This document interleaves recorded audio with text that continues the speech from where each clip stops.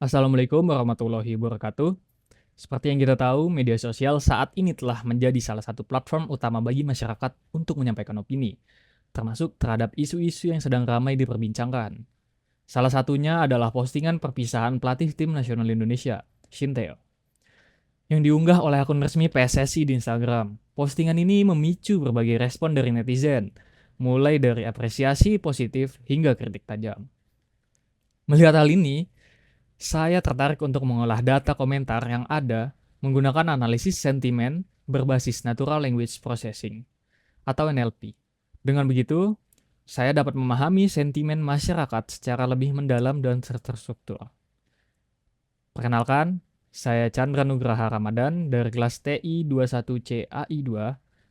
Dalam kesempatan ini, saya akan mempresentasikan proyek saya yang berjudul Penerapan TF-IDF dan Grid Search CV untuk analisis sentimen, studi kasus, komentar postingan Instagram PSSI Farwell Shin Tae-yong. Melalui presentasi ini, saya akan membahas bagaimana proyek ini dilaksanakan, dari pengumpulan data hingga analisis hasilnya. Mari kita mulai. Analisis sentimen. Apa itu analisis sentimen? Sederhananya, analisis sentimen adalah proses memahami dan mengklasifikasi opini atau emosi yang terkandung dalam teks. Biasanya, analisis ini digunakan untuk menentukan apakah teks bersifat positif, netral, atau negatif. Mengapa analisis sentimen penting? Dalam era digital saat ini, analisis sentimen menjadi alat yang sangat penting untuk memahami opini masyarakat terhadap suatu topik. Dalam kasus ini, saya menganalisis sentimen netizen terhadap postingan perpisahan Shin Tae-yong dari akun resmi PSSI. Studi kasus yang dipilih ini karena postingan tersebut menarik perhatian publik dan memunculkan beragam sentimen, sehingga menjadi data yang relevan untuk dianalisis. Kita lanjut ke tahapan penelitian yang pertama. Pertama, kita mencari studi kasus ya. Di sini saya mengambil studi kasus yaitu komentar pada postingan Instagram PSSI tentang pengakhiran kontrak Shin Tae-yong. Bisa dilihat, di sini ada beberapa komentar dari netizen bermacam-macam reaksinya. Oke, kita lanjut. Setelah kita mendapatkan studi kasus yang kita pilih, selanjutnya kita melakukan pengumpulan data. Untuk memudahkan scraping datanya dalam komentar postingan tersebut, saya menggunakan sebuah platform dalam website yang bernama Epify. Jadi di platform ini menyediakan sebuah bot yang bernama Instagram Scraper. Nah, ini berfungsi untuk meng-scraping komentar dalam postingan yang kita pilih. Caranya sangat mudah, hanya perlu link postingan tersebut. Dan kita pastikan di Instagram Scraper ini. Dia akan secara otomatis mengambil atau mengekstrak data dari postingan tersebut. Di sebelah kanan adalah contoh hasil ekstraksi dari postingan Instagram tersebut. Tetapi di sini saya hanya mengambil beberapa entitas atau variabel seperti komen, username, dan time. Untuk variabel atau entitas sentimen, di sini saya menambahkan secara manual. Di sini hanya untuk contoh saja dan digunakan untuk dataset. Kita lanjut. Selanjutnya tahapnya adalah pre-processing. Dalam proses ini, teks dia konversi menjadi huruf kecil, dinormalisasi, lalu penghapusan URL, email, angka, emoji, tanda baca, serta tokenisasi dan lemmatization. Untuk memudahkan, di sini saya menggunakan sastrawi untuk memperoleh kata dasar. Selanjutnya, di sebelahnya di sini di bawah ada hasil dari pre-processing teks tersebut, di mana semua kata di sini diawali dengan huruf kecil dan tidak ada huruf besar. Lalu sudah menjadi kata baku semua. Oke. Di sebelah kanan ada contoh code-nya untuk proses pre-processing ini.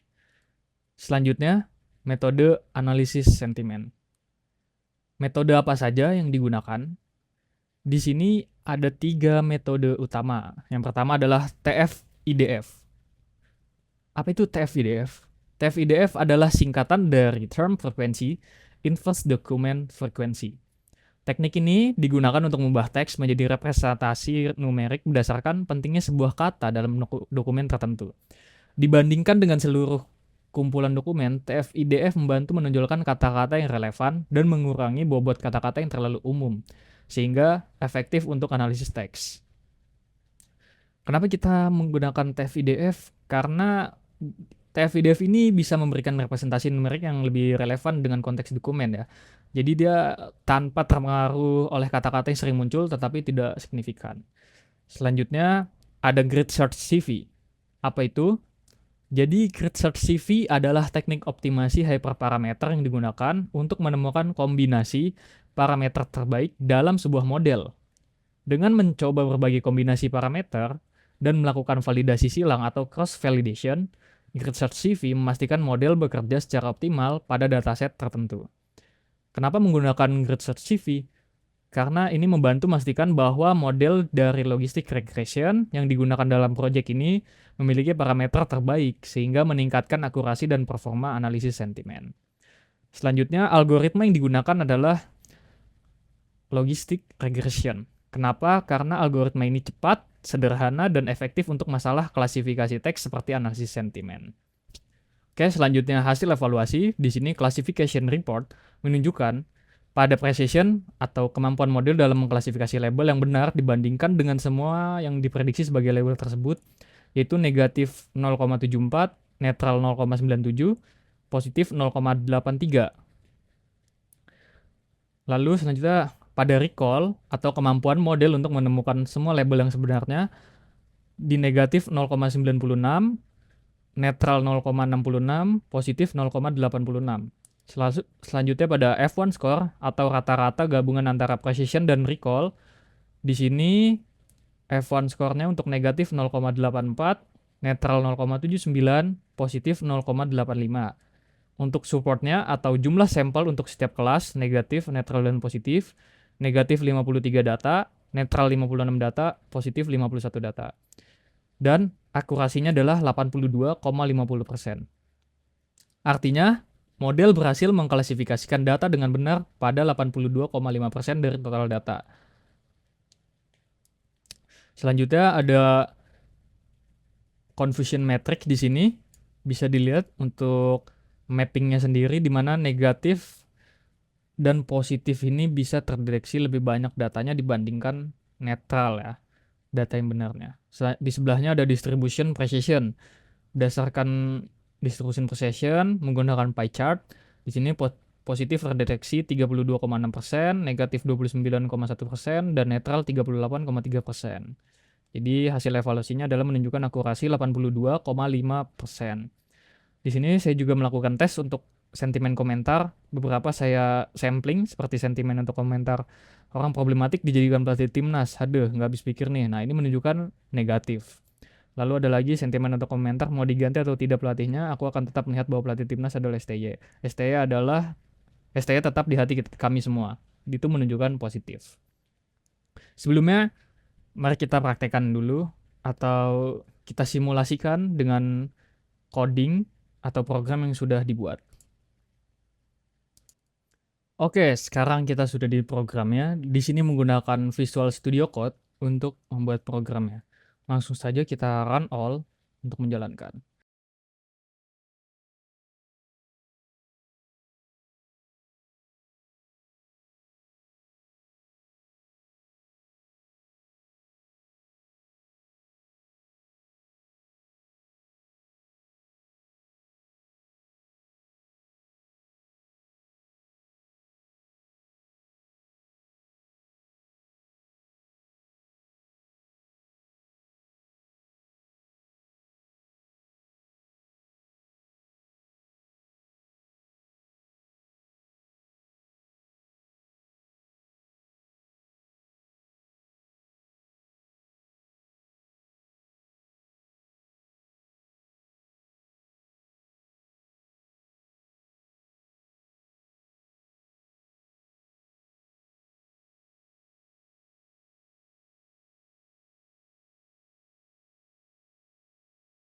Di sini saya membuat fungsi untuk prediksi sentimen pada komentar baru. Saya mengambil sampling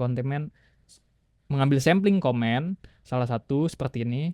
Mau diganti atau tidak pelatihnya, Aku akan tetap melihat bahwa pelatih timnas adalah STY tetap di hati kami semua. Dan ini menunjukkan sentimen positif. Seperti itu. Oke, untuk kesimpulannya. Project ini berhasil menunjukkan bagaimana TF-IDF Vectorizer dan Grid Search CV serta logistic regression dapat digunakan untuk membangun model analisis sentimen yang akurat. Dengan akurasi sebesar 82,5%, model ini cukup andal dalam mengidentifikasi sentimen dari komentar Instagram. Potensi pengembangan ke depannya, proyek ini dapat dikembangkan lebih lanjut dengan menggunakan model berbasis transformer seperti BERT atau meningkatkan performa terutama pada kelas netral. Selain itu, dataset yang lebih besar dan beragam juga dapat meningkatkan generalisasi model. Oke. Semoga yang sudah saya sampaikan bisa bermanfaat bagi kita semua. Terima kasih.